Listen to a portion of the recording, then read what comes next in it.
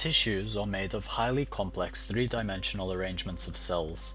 They've always been very difficult for scientists to replicate in a lab environment. Conventional 2D cell cultures confined in a petri dish form a monolayer as they grow, distorting and flattening in the process. Now, researchers are able to grow 3D cell cultures suspended in purpose-built gels or scaffolds, which produce more in vivo-like cellular organization and interactions. 3D Bionet has awarded funding to a range of projects which set out to advance 3D cell culture science. I've come to the Department of Chemical and Process Engineering at the University of Surrey. I'm here to meet the team recently awarded 3D Bionet funding to design a biomimetic 3D printed prototype of primary ovarian cancer. So we are in a unique position here for the type of research that we are doing with the 3D Bionet for two reasons. On campus we've developed a very multidisciplinary team which is running different types of experiments and projects on tissue engineering. So we have a very wide range of techniques to manufacture various 3D structures, scaffolds, 3D bioreactors, tissue engineering constructs, and so on, as well as a good expertise on characterization of those constructs.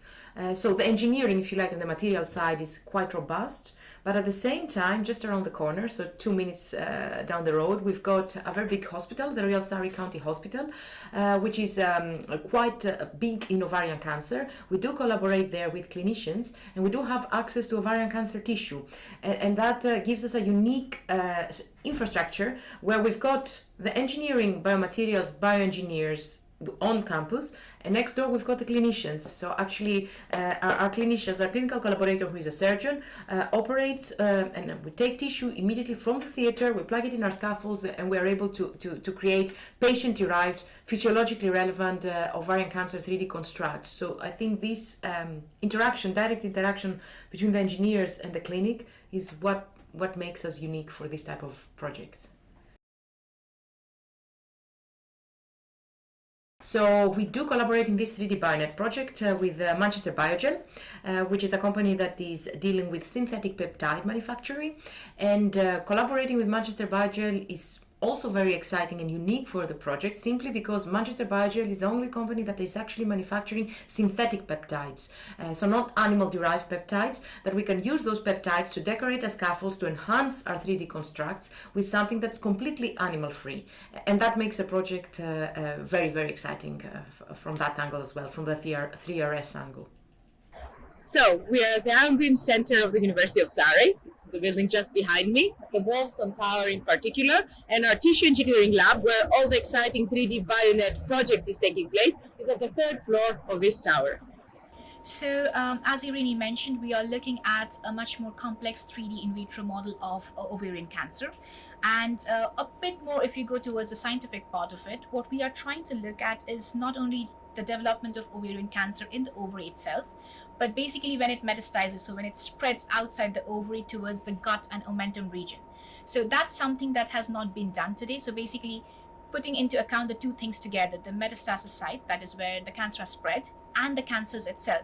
So it takes into account that how it is spreading to the different patients. If a patient goes into remission, where it goes for, and then it relapses, then where it spreads first, and then we want to see what happens when a patient develops resistance to a certain disease, why it happens. So that's kind of the wide area where we are looking to fit our 3D model in vitro there. So it's a complex model of the spread and the development of ovarian cancer itself.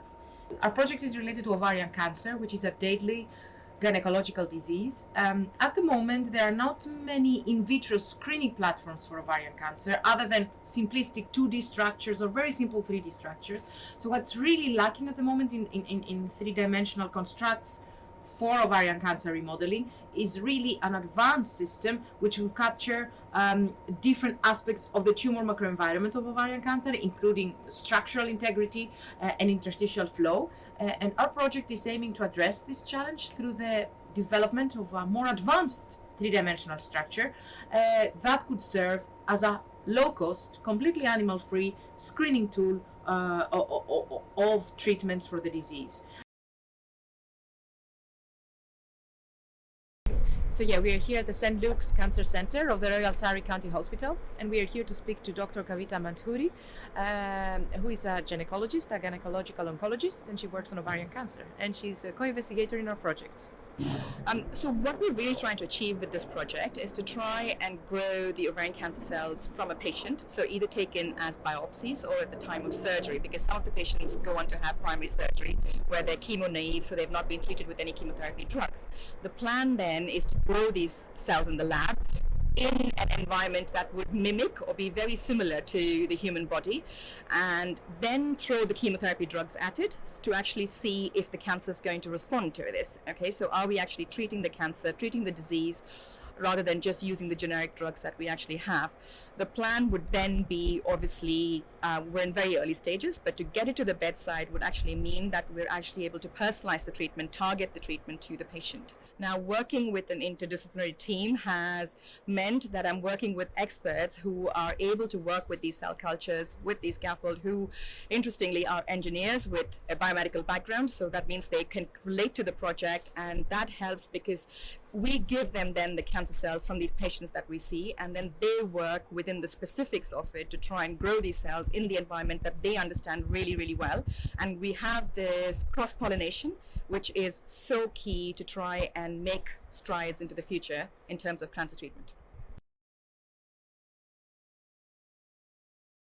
It helps us tremendously in various ways. First of all, the network itself helps bringing together different researchers within the field of 3D tissue remodeling.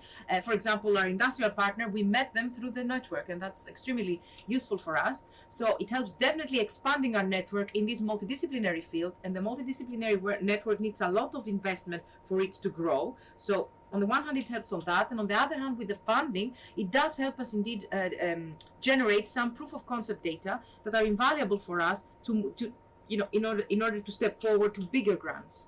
And also it could help us hopefully generate some first publications around in this area.